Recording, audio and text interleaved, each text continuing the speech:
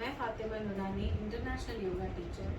आज आपसे शेयर करूंगी योगा एज अ थेरेपी कैसे डिजीज़ को क्योर करने के लिए यूज़ किया जाता है। आज मैं शेयर करने वाली हूँ कुछ कॉमन डिजीजेस जो डे टू डे लाइफ में आजकल देखी जाती है कि मोस्टली लोगों में वो पाई जाती है। पहले हम समझेंगे कि योगा थेरेपी होता क्या है। योगा थेरेपी टारगेटेड डिजीज़ को ठीक करने के लिए, उसको क्योर करने के लिए यूज़ किया जाता है। योगा थेरेपी इंक्लूड्स आसन, प्राणायाम, मेडिटेशन, टारगेटेड चक्रा बैलेंसिंग के लिए जो मेडिटेशन हम यूज़ करते हैं, चक्रा हीलिंग, चक्रा मेडिटेशन, गाइडेड मेडिटेशन, ये सब चीज़ों के लिए योगा थेरेपी में सब इंक्लूड किया जाता है। अभी हम स्टार्ट करेंगे फर्स्ट डिजीज जो कॉमनली पाई जाती है, पीसीओडी। पीसीओडी के लिए सबसे पहले मैं बताऊंगी कि आप कौन से आसन अपनी योगा थेरेपी में इंक्लूड कर सकते हैं। सबसे पहले हम स्टार्ट करेंगे तितली आसन से।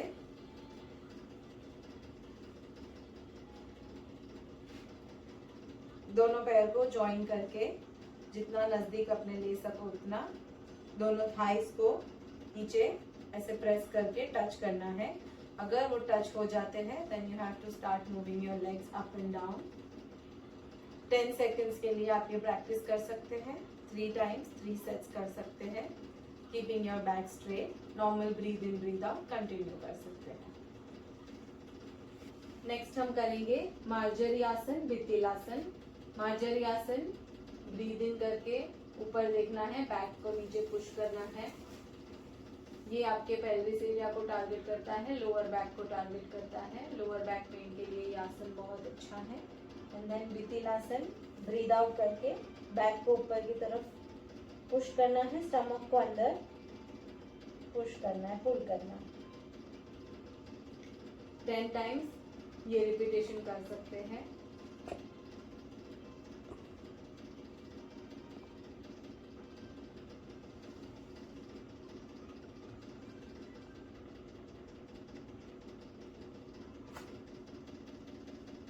नेक्स्ट हम करेंगे मालासन।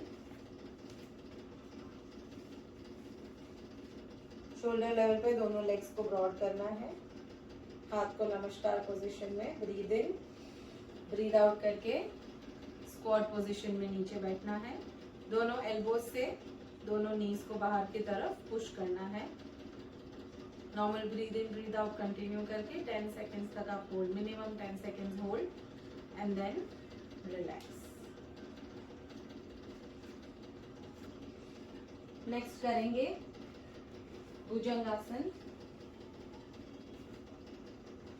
दोनों फीट को रिलैक्स रखना है, चेस्ट के पास दोनों हाथ को रखना है। चेस्ट को ओपन करो, शोल्डर को स्क्वीज करके, ब्रीद इन करके आप, ये भी एरिया पेल्विस एरिया को टारगेट करता है ये आसन। 10 second hold and then slowly come down. Next हम करेंगे धनुरासन।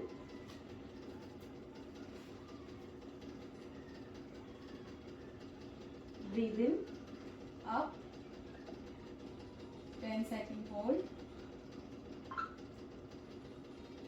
And relax. इसके बाद हम करेंगे Shashankasana.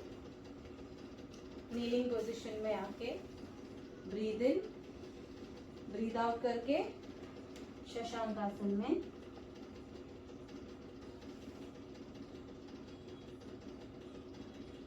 10 second hold and relax.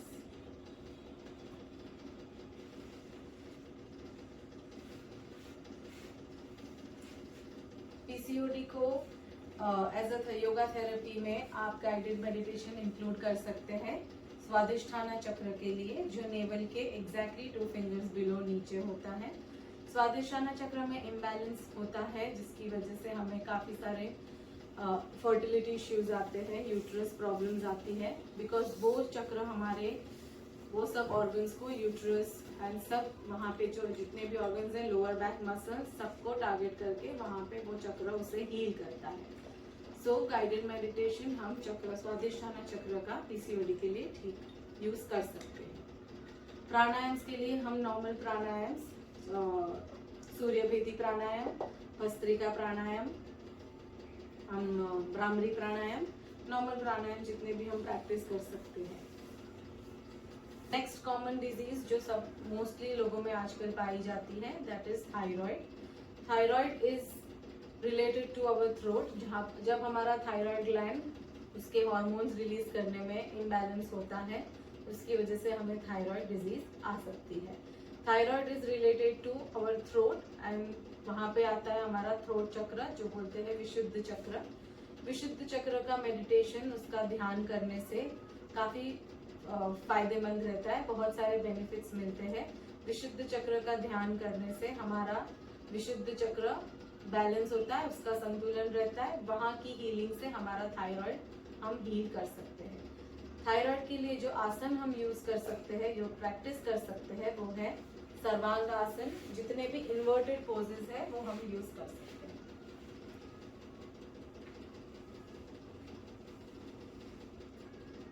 सर्वांग आसन is balancing on your shoulders.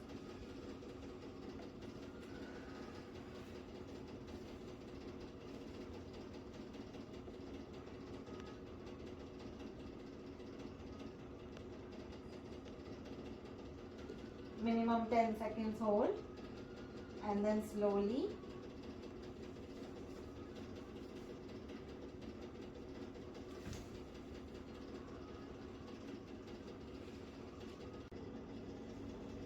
Next हम प्रैक्टिस कर सकते हैं हलासन।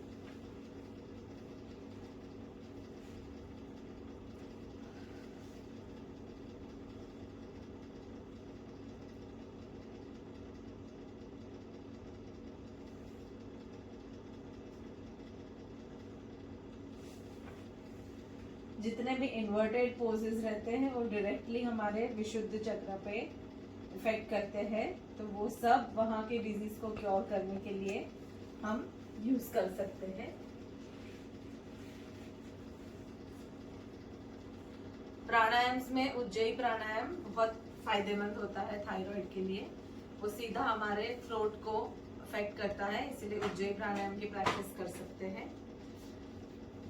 नेक्स्ट हम बात करेंगे डिप्रेशन के बारे में। ये भी एक काफी कॉमन प्रॉब्लम है जो आजकल मोस्टली लोगों में पाई जाती है, because of stress, because of anxiety, because of not speaking up what you feel, because of not sharing your emotions, you have depression in your life. So उसके लिए हमारे पास जो योगा थेरेपी हम ले सकते हैं, वो सबसे पहले तो हम प्राणायाम प्रैक्टिस कर सकते हैं। उससे हमारे लंग्स ओपन होते हैं, हमें ब्रीदिंग एक्सरसाइजेस से हमारी जो 5 वायुस है बॉडी के वो सारे बैलेंस रहते हैं। एंड उसके बाद हम प्रैक्टिस कर सकते हैं जो कि गाइडेड मेडिटेशन है। हम आजना चक्र का मेडिटेशन कर सकते हैं, विशुद्ध चक्र का मेडिटेशन कर सकते हैं, ऑल 7 चक्रस मेडिटेशन कर सकते हैं। सो डिप्रेशन को क्योर करने के लिए योगा थेरेपी के थ्रू हम प्राणायाम्स, नॉर्मल आसन्स एंड मेडिटेशन के थ्रू हम उसको क्योर कर सकते हैं। नेक्स्ट हम लेंगे फटीग। फटीग भी एक ऐसी प्रॉब्लम है। फटीग का मतलब होता है कि आपको नॉर्मली लो एनर्जी फील होना, डिजीनेस फील होना, लाइट हेडेड फील होना, काम करने की सुस्ती रहती है बॉडी में, एनर्जेटिक फील नहीं होना, वो सब प्रॉब्लम्स होती है जो आपको फटीग के बारे में, नॉजिया फील होना, वॉमिटिंग सेंसेशन फील होना। तो उसके लिए हम प्रैक्टिस कर सकते हैं। सबसे पहले तो हम शीर्षासन प्रैक्टिस कर सकते हैं। सपोर्ट के साथ भी प्रैक्टिस कर सकते हैं, बिना सपोर्ट के भी प्रैक्टिस कर सकते हैं।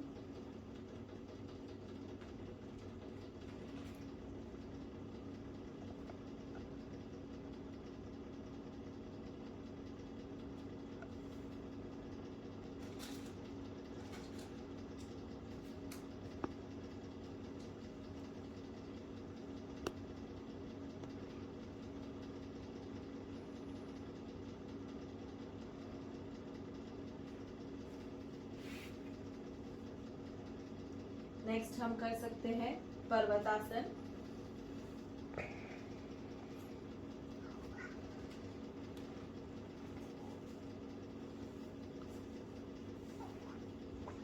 Ten seconds hold, 2 to 3 times, practice कर सकते हैं।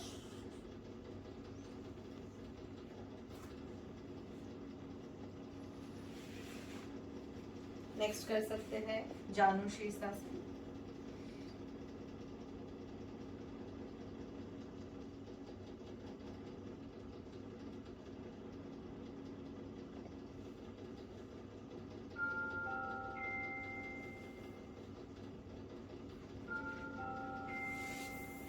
नेक्स्ट पश्चिम उत्तानासन।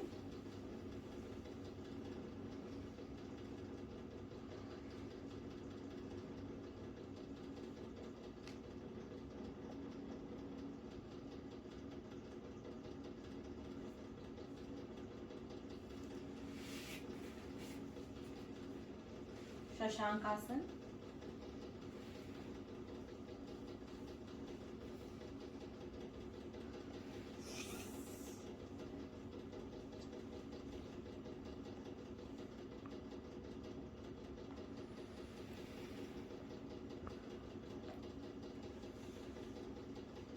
फटीग को क्योर करने के लिए हम प्राणायाम प्रैक्टिस कर सकते हैं। नाड़ी शोधन प्राणायाम, चंद्रभेदी, सूर्यभेदी प्राणायाम, भस्त्रिका प्राणायाम, कपालभाति क्रिया कर सकते हैं। भ्रामरी प्राणायाम बहुत फायदेमंद रहता है बाकी हर एक डिजीज को क्योर करने के लिए। भ्रामरी प्राणायाम से जो मकार के वाइब्रेशंस हम रिलीज करते हैं उसकी वजह से वो पूरी बॉडी में हमारे वाइब्रेशंस फैलते हैं, जिसकी वजह से हमारे जो नर्व्स या सेल्स जो एक्टिव नहीं है वो भी एक्टिव हो जाते हैं एंड हमें उससे बहुत फायदा होता है। So Bhramari pranayama is best for everything. You should practise it daily, twice a day. Bhramari pranayama practice करना चाहिए।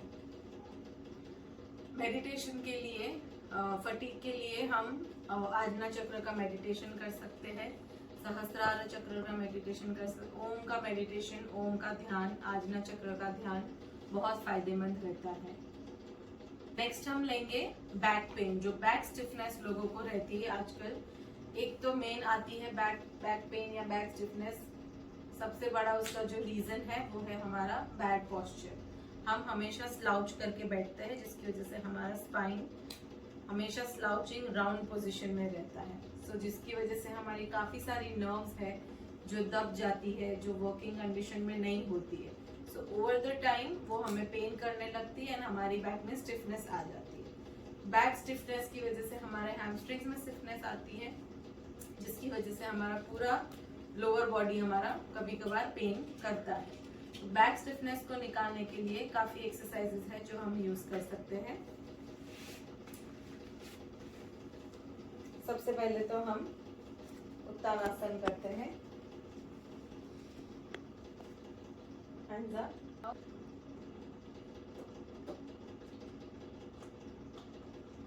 टोज को पकड़ के फॉरवर्ड देख सकते हैं, जिसमें भी इसमें हमारी बैक स्ट्रेट रहती है। 10 सेकेंड्स 15 सेकेंड्स होल्ड करके रिलीज।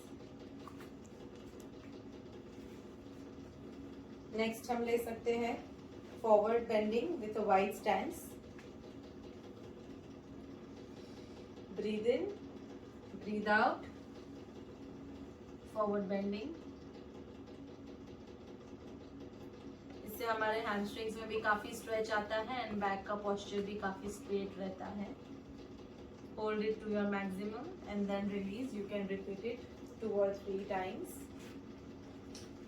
नेक्स्ट हम कर सकते हैं back bending,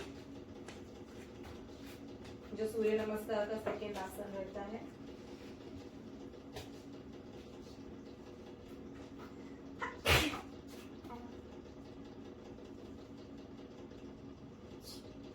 Hold it to your maximum and then release. Ushtrasan, camel pose.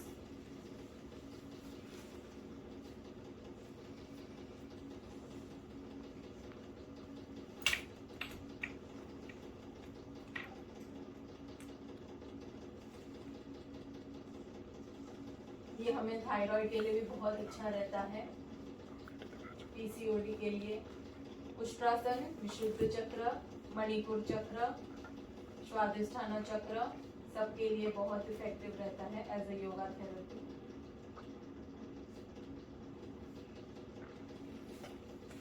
के लिए हम स्वादिष्टाना चक्र का ध्यान कर सकते हैं। स्वादिष्टाना चक्र का imbalance, muscle stiffness, muscle pain में प्रॉब्लमेटिक रहता है। सो स्वादिष्टाना चक्र को बैलेंस करके हमारी मसल्स को, हमारे बॉडी स्टिफनेस को हम रिलीज कर सकते हैं। Thank you.